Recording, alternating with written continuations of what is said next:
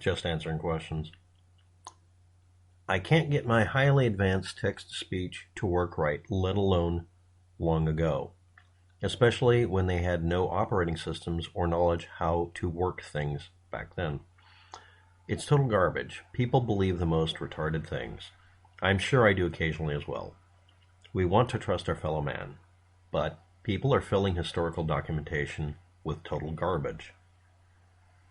Once we hit our imagination and creativity limit by literally learning that we have instantaneous access to history, this is not very satisfying.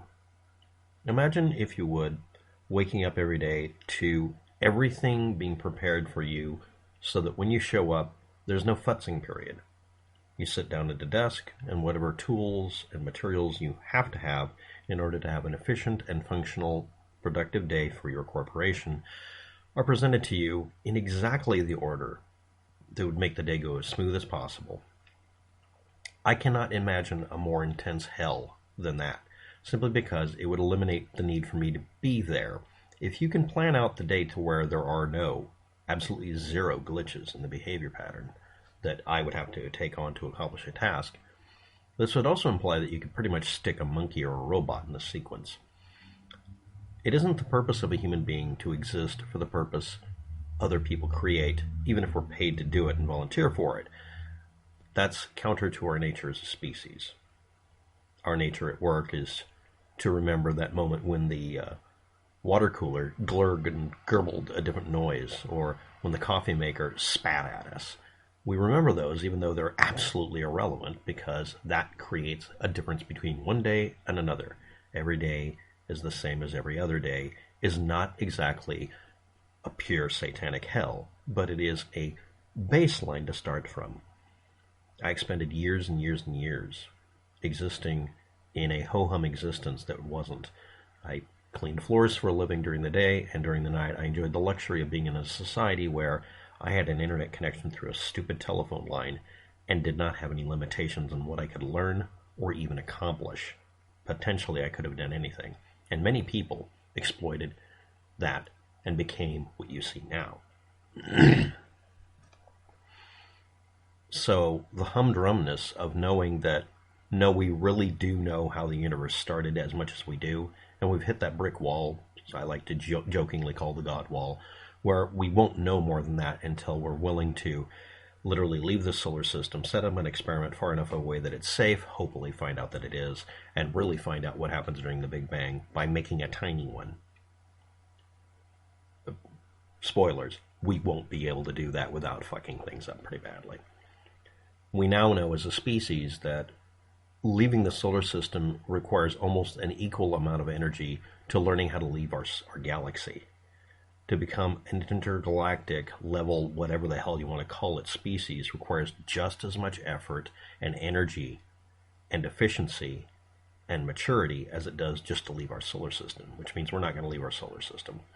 It won't do us any good. The vastness of space acting like trying to traverse the Pacific Ocean to get to America. We don't even know America's out there to meet up with. Then again, maybe we'll be Vespuccians by that point. But anyway, that's a story you'll have to look up.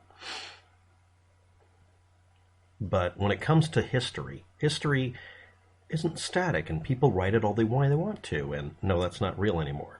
The frustration of books has been amplified 100-fold for every despot and every person who wishes to forget the past so that they can create a new version of the future by starting off with yet another Hitler.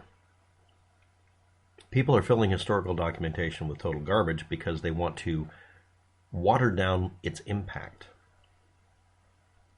The history of this world does not favor individuals who wish to do the same damn mistakes that were done before, but they do anyway. So they have several choices. One of them, like China, is to simply censor everybody and brainwash everybody as best they can. And in case you're not aware of it, the Chinese people are still humans and it isn't working. And in political parties, literally creating a parallel alternate reality game of it all by deciding that Donald Trump is literally Jesus, or that Biden is a savior, or that Bernie Sanders as a savior, or whatever. No, they're just people, and they have their flaws, and we have to do all this now. Or not. We are in a comfortable, annoyingly well-arranged world where no matter if you're in the suburbs or the city, everything's pretty much functioning in a way that makes it to where if you take the path of least resistance, you're rewarded, or at least kept placated.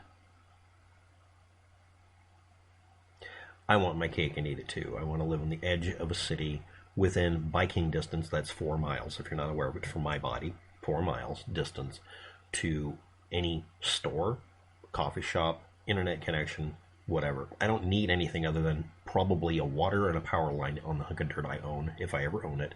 And I want to build my own building. And I want it to be just far enough outside of range so that no homeowners association is allowed to come out and just spontaneously decide to make my life a living hell because someone's a sociopathic Karen.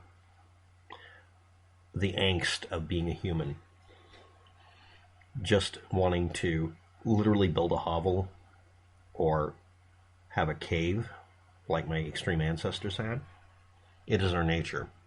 And it is our nature to lie about the past because it chains us. People don't like hearing Adolf Hitler bad. It doesn't matter that it's a fact. They don't want to hear it because one thing or another he did they like. And they're, of course, going to fall down the rabbit hole of being a Nazi, and that's it. Just like every other Nazi on the internet. But yeah, back in the past, text to audio, and this is actually about a video I did, I didn't address that. There were text-to-speech programs that worked very, very well at the time. They were expensive, or you had to work to make them. If you didn't have money, you had to make one yourself, or find out how somebody else made it and stole the ideas. Algorithms for forming words are infinitely easier than trying to interpret my speech into text, and yet YouTube is doing that right now, especially if I deliberately speak as clearly as possible so that you can understand me. We have come a long way, baby. And then the person posted, internet versus intranet. And it's not a question, it's just a statement. From 1920 to 1950, human beings as a species, for various reasons, not just the Enigma machine or just trying to communicate, or a beautiful lady that's considered the father of, or the mother of, a large portion of what you're using right now. Headley. We gained a firm theoretical underpinning, as it is said on Wikipedia, for the trade-offs of signal-to-noise ratios, bandwidth, error-free transmission, noise in telecommunication technology, and also, if you like, broad-spectrum data conversion. And yes, if you're not aware of it, there are many people, one very beautiful one, who are responsible for you and I being able to communicate through the noise. Down in the grass. Or in her case, being able to pilot anything from your drone that you can buy now to aiming a missile or a torpedo. By the way, a USB cable uses differential communication too, so let's move on. But from 1920 to 1950, this was a basic understanding of how to make telecommunication lines, or lines of sight, or methodologies, any of them, all have the same set of rules that almost always applied, whether it be fiber optic, data cable with wire, a bunch of gutta percha and copper thrown into the ocean, or a satellite dish pointed at something we just put up there right next to Sputnik. An internet definition: locally connected, private, restricted, closed, other words are used, network of computers that enable people or other computers within this organization to store, organize, and share information. This can be configured as a single giant computer, Colossus, or a group of computers that are dumb terminals, or a mixture of them. The only thing about it is they're connected to each other within a single usual project, but they can be expanded. There's a point beyond which you need them to stay isolated per task or per region for durability and robustness. Then you must connect them to each other. At the time, if you're not aware of it, from 1920s on, we had telephone connections. But they weren't telephone. They were data cables. If you're not aware of this, the telephone system on Earth stopped being analog exclusively, gradually and everywhere over an indeterminate period of time, because DC, a 1 or a 0, can have audio impressed over the top of it and has always been available. From the, communications lines along the railroad system used for sending telegrams to literally everything we have. But a locally connected network that must eventually connect to others immediately creates what we call an internet. 1970, a formal experiment, ARPANET, initially serving as a regional academic and military backbone for an interconnection of networks, or internetwork, named for any grouping of smaller networks that connect to each other at all. Could be just two computers on one desk, two computers on another desk, and them using some intermediary method as a sort of air gap or data gap to prevent cross-pollination and contamination. That's actually what it ended up being. This grew into what we now call the World Wide Web, or more accurately, World Wide Network, not web. Computers being globally connected in a very literal sense, and also virtual, enabling people to share, organize, and communicate and store. Eventually ending up with people being able to use what we would call peer-to-peer systems or data sharing space in ways that are completely soft. A large number of services exist on top of this and are parallel to the internet or a replacement to it. And this mixture is referred to as the dark web and hundreds of other names. It's like parallel universes. There's an infinite number of them or none, depending on what definition you choose to use.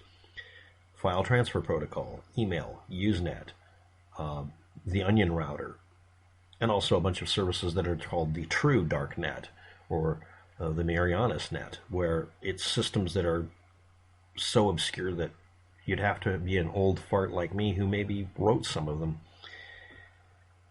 1909, The Machine Stops, a short story by M.E. Forster, imagined a cultural impact of what would be what we call the web.